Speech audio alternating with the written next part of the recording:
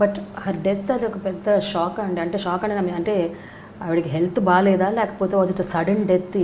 Sudden death. అంటే తనకి actual ఈ సైడ్ డిసీజ్ అనేది ఎప్పుడు లేదు. అంటే కొన్ని లైఫ్లో అన్ఎక్స్పెక్టెడ్ మూమెంట్స్ అనేటి అదేనేమో. February 27th నేను అబుదాబి వెళ్ళాను డీజే షూటింగ్కి. అక్కడ 4th నుంచి సాంగ్ స్టార్ట్ అవుతుందని ఎందుకో నేను అక్కడి నుంచి అంటే యూఎస్ వెళ్ళిపోవాలి 11th. సో 15 days అవుతుంది. సరే గ్రాండ్ సన్ కూడా ఉన్నాడు అని మధ్యలో బన్నీకి హరీష్కి నాకు ఏదో బ్యాంక్ పని ఉందని చెప్పేసి 2 days హైదరాబాద్ వచ్చాను. 5th and 6th, March 5th and 6th. 6th రోజు సాధారణంగా నేను ఎటు బయటికి వెళ్తున్నప్పుడు లేట్ నైట్స్ సెండ్ ఆఫ్ ఇవ్వదు నాకు. నేను కూడా లేవమని చెప్పను, ఎందుకంటే లేట్ నైట్ వాళ్ళకి నిద్ర డిస్టర్బ్ అయింది కదా. పడుకునేటప్పుడే చెప్పేసుకొని పడుకొని వెళ్ళిపోయాను. ఆ రోజు నేను 6th లేవలే, 1:45 కూడా. 2 o'clock ఇంట్లో నుంచి బయలుదేరాలి. గ్రాండ్ సన్ ఉన్నాడని వాళ్ళు కింద బెడ్రూమ్లో పడుకున్నారు, నేను పైన బెడ్రూమ్లో పడుకున్నాను. డ్రైవర్ని పంపించి తనే లేపి నేను రెడీ అయ్యి వస్తుంటే హాల్లో కూర్చున్నాను. బయట వరకు వచ్చి సెండ్ ఆఫ్ ఇచ్చి March 6th. ఫస్ట్ టైం నా లైఫ్లో. Maybe God is design. 5th, 6th నేను రావాల్సింది లేకుంటే వచ్చాను. వచ్చిన తర్వాత ఆల్ మూమెంట్స్ ఆ 2 days వేరే వర్క్ లేదు, ఇంట్లోనే టైం స్పెండ్ చేశాను. 6th రోజు ఈవినింగ్ గ్రాండ్ సన్ని తీసుకొని మేము ఇద్దరం కార్లో వెళ్ళాం. అలా వెళ్దాం రౌండ్ అని. నేను ఇంటికి రాగానే వాడు బయట ఆడుతున్నాడు, తీసుకొని వెళ్ళాం. సో 6th వెళ్ళిన తర్వాత 10th అబుదాబిలో నేను ఫ్లైట్ తీసుకునే ముందు కూడా ఫోన్ చేసి మాట్లాడాను. ల్యాండ్ అయ్యాక ఆ రోజు 11th ఇన్సిడెంట్ జరిగిన రోజు మార్నింగ్ 7 o'clock నేను ఫోన్ మాట్లాడాను. అక్కడ దిగాను ఇండియన్ టైం 6:55 వచ్చాక తన ఫోన్ ఇప్పుడు అలాగే పెట్టుకున్నాను, తన ఫోన్. సో March 11th నా కాల్, తర్వాత నా డాటర్ కాల్, ఆ 2 కాల్స్ ఉన్నాయి ఆ రోజు. తర్వాత ఏ కాల్స్ అన్ని missed calls. So she's what happened. ఆ రోజు 11th రోజు తను 10th రోజు ఇంట్లో గెట్ టుగెదర్ పెట్టుకుందంట వాళ్ళ మామయ్యలు వాళ్ళందరినీ పిలుచుకొని. షీజ్ 11th చిన్న లూజ్ మోషన్ స్టార్ట్ అయితే రెగ్యులర్గా తనకు కొంచెం టెన్షన్ పడే మనస్తత్వం, దానివల్ల అవుతున్నాయేమో అనుకుంటే కొన్ని మోషన్స్ ఎక్కుంటే అవి మెడిసిన్ ఇచ్చారు. 11 o'clock మా సన్నీలా కూడా వచ్చేసి హాస్పిటల్కి వెళ్దామంటే అప్పుడు ఫ్రెష్ అప్ అయ్యి కొంచెం లిక్విడ్స్ అవి తీసుకొని కొంచెం నార్మల్గానే వీళ్ళు రిలాక్స్ అయిపోయారు. నార్మల్ అయిపోయాక తగ్గిపోయింది. మా గ్రాండ్ సన్తో మళ్ళీ కూర్చోబెట్టుకొని ఆడుకుంది 1 hour, 11:30 to 12:30.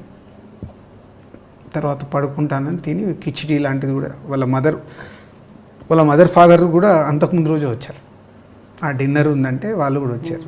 So everyone at home except me. So 3 o'clock వాష్రూమ్కి వెళ్ళేసి వచ్చి సడన్గా కొలాప్స్. సో అప్పటికి వీళ్ళకి డౌట్ వచ్చి టక్గా హాస్పిటల్ తీసుకురా. కానీ లూజ్ మోషన్స్ వల్ల మేబీ డిహైడ్రేషన్ అయ్యి షీజ్ హార్ట్ కార్డియాక్ అరెస్ట్. అసలు ఇంతకుముందు ఎప్పుడు కూడా 6 months బ్యాకే మేమిద్దరము కేరళలో పాల్కాడ్ వెళ్ళాం. పాల్కాడ్ వెళ్ళినప్పుడు కూడా అక్కడికి వెళ్ళకముందు వాళ్ళన్నీ టెస్టులు చేయించుకొని రమ్మంటారు. అన్ని టెస్టులు చేయించాం లాస్ట్ ఇయర్ ఆగస్ట్. అప్పుడు ఏంటంటే నాకు షోల్డర్ పెయిన్ వచ్చింది. ఆస్ట్రేలియా ట్రిప్ వెళ్తే షోల్డర్ పెయిన్ వస్తే నా గురించి వెళ్ళాం. సరే నేను ఒక్కరిని ఎందుకని ఇద్దరం వెళ్ళాం. సో 1 week అదే మేమిద్దరం కలిసి ఉన్న major time, full time 1 week ఇద్దరం కలిసి ఉన్నాం. కానీ రాజుగారు, కళ్యాణ్ గారు అడపాదడపా ఇంక ఇది లాస్ట్ సినిమా, ఇంకో 2 సినిమాలు తీస్తాను ఇలా అంటూ ఉంటారు. అప్పుడు అలా మీకు కొంచెం గుండెలో రైలు పడగడతాయో? అంటే ఇది ఇప్పుడు నేను నమ్మేది ఏదైనా ఇప్పుడు జరగాల్సింది ఉందనుకోండి, మా కాంబినేషన్ 100% జరుగుతుంది. అది నా సంకల్పం, నేను దాన్ని నమ్ముతాను. దానికోసం వెయిట్ చేయాల్సింది, ఏదైనా టైం రావాలి. సో ఏది మన చేతిలో ఉండదు, మనం ప్రయత్నం చేసే వాళ్ళమే. మన ప్రయత్నం సక్సెస్ అయితే ఆ రోజు జరుగుద్దని నమ్ముతున్నాను నేను. రాజుగారు, మీరు పెద్ద పెద్ద డైరెక్టర్లు, పెద్ద యాక్టర్లు అంటే చిరంజీవి, నాగార్జున, బాలకృష్ణ అలాంటి వాళ్ళతో సినిమాలు ఇంతవరకు తీయలేదు. అంటే మీరు నెక్స్ట్ జనరేషన్ అందరితో తీసేశారు ఆల్మోస్ట్, ఎక్సెప్ట్ పవన్ కళ్యాణ్ గారు. బట్ ద ఫస్ట్ జనరేషన్ ఉంది కదండి, వాళ్ళతో మీరు సినిమాలు ఇంకా చేయలేదు. అవి ఎప్పుడు వాటి కూడా సంకల్పించారా లేదా? అంటే అది తెలియదండి. అంటే ఇప్పుడు ఏదైనా ఒక బాలకృష్ణ గారితో మొన్న మధ్య ఒకసారి అనిల్ రావు ఇప్పుడు ఒక ఐడియా చెప్తే వెళ్ళి కలిసి వచ్చాం, చెప్పాం, ఐడియా కూడా నచ్చింది. పోతే బాలకృష్ణ గారికి అప్పుడు 100th ఫిలిం చేయాలనే దాంట్లో ఈ లోపు అనిల్ రావు ఇప్పుడు మళ్ళీ ఇటు మాకు రాజాది గ్రేట్ చేస్తుండడం. సో చెయ్యాలని ఉంటుంది, బట్ అది ఏదైనా నేను బిలీవ్ చేసేది వాళ్ళకి సరిపడే స్టోరీ ఉన్నప్పుడే వాళ్ళ దగ్గరికి వెళ్ళి సినిమా చేయాలని. ఏదో వాళ్ళ డేట్స్ వస్తాయి కదా నేను సినిమా చేయలేను, ఎప్పుడూ చేయలేను నేను. సో నా దగ్గరకు వస్తున్న స్క్రిప్ట్లో వాళ్ళు కనిపించాలి, అరే ఇది వీళ్ళకి బాగుంటుందని అనిపిస్తే డెఫినెట్గా lucky is a God gift. అది ఎన్ని స్టార్ హీరోస్, పెద్ద హీరోస్, సీనియర్ హీరోస్ ఎవరి దగ్గరకైనా నేను అపాయింట్మెంట్ తీసుకొని వెళ్ళగలే స్వాతంత్రం నాకు ఉంది. సో అది పెద్ద కథ ఉంటే నేను ఎనీ టైం వెళ్ళిపోవచ్చు. బట్ అదైతే ఉంటుంది చిరంజీవి గారితో, నాగార్జున గారితో ఎప్పటికైనా సినిమా మీ లిస్ట్లో, మీ విష్ లిస్ట్లో. మరి పెద్ద పెద్ద డైరెక్టర్ల సంగతి ఏంటి? వినాయక్ గారితో తప్ప ఆ తర్వాత మళ్ళీ మీరు ఎవరితోనూ పెద్ద డైరెక్టర్స్తో? పూరి జగన్నాథ్తో అనుకున్నాము, ట్రావెల్ చేసాం కానీ మెటరలైజ్ కాలేదు. సీను వైట్లాకి యాక్చువల్ తన ఆనందం సినిమా అప్పుడే నేను అడ్వాన్స్ ఇచ్చాను, అది మెటరలైజ్ అవ్వలేదు. ఈ జగడమ్ము సినిమా ఇందాక చెప్పినప్పుడు మ్యాచ్ కానప్పుడు రాజమౌళి గారి దగ్గరికి వెళ్ళి అడిగితే రాజమౌళి గారు ఒక మంచి మాట అన్నారు, మీరు ఇంతమంది కొత్త డైరెక్టర్లకి లైఫ్ ఇస్తున్నారు, నేను మీకు సినిమా చేస్తే అదొక సినిమా అవుద్ది, మీరు సినిమా చేస్తే ఒక డైరెక్టర్ పుడతాడు. అంటే ఎందుకో రాజమౌళి గారు ఆ మాట అన్న తర్వాత నేను అక్కడ నిజంగా నాకు ఒక ఇన్స్పిరేషన్ వర్డ్ అది. నిజమే కదా, ఫెయిల్యూర్ డైరెక్టర్స్ ఉన్నారు, సో వాళ్ళు స్ట్రగుల్లో ఉంటారు, సో సక్సెస్ సినిమా చేయాలి, రైట్ ప్లాట్ఫామ్ కావాలని. అండ్ కొత్త డైరెక్టర్లు ఉంటారు, వీళ్ళతో నేను ఎక్కువ ట్రావెల్ అవ్వడం వల్ల వాళ్ళకు ఒక సినిమా వస్తుంది. నేను పెద్ద డైరెక్టర్తో వెళ్ళి సినిమా తీయడం వల్ల ఒక సినిమా అవుతుంది. ఓకే. సో మొన్న ఈ మధ్య త్రివిక్రమ్ గారు కన్ఫర్మ్ చేసుకున్న ఒక ప్రాజెక్ట్ చేయాలి. ఎందుకంటే త్రివిక్రమ్ గారితో నేను ప్రొడ్యూసర్ కాకముందు తను రైటర్గా ఉన్నప్పుడు మేము క్లోజ్, అప్పటి నుంచి మా ఇద్దరి మధ్యలో ఒక మంచి ఫ్రెండ్షిప్ ఉంది. ఓకే. సో మొన్నే అనుకున్నాం.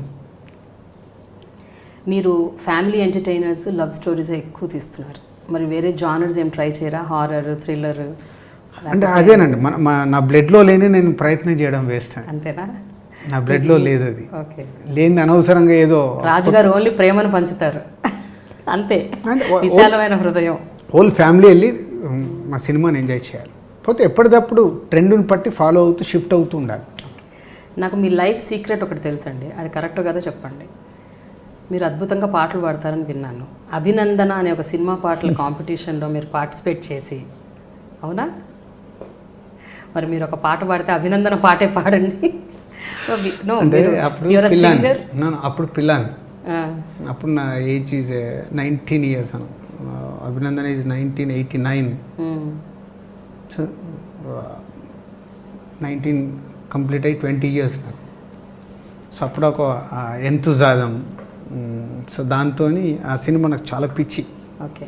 అభినందన, మైనే ప్యార్ కియా, గీతాంజలి కరెక్ట్ నేను టీనేజ్ నుంచి షిఫ్ట్ అవుతున్నప్పుడు వచ్చిన సినిమాలు. ఆ 3 సినిమాల ప్రభావం నా పైన చాలు, అందుకని అలాంటి సినిమాలు తీస్తున్నారు. మేబీ అయి ఉండొచ్చు. ఇది my best film sir. Okay.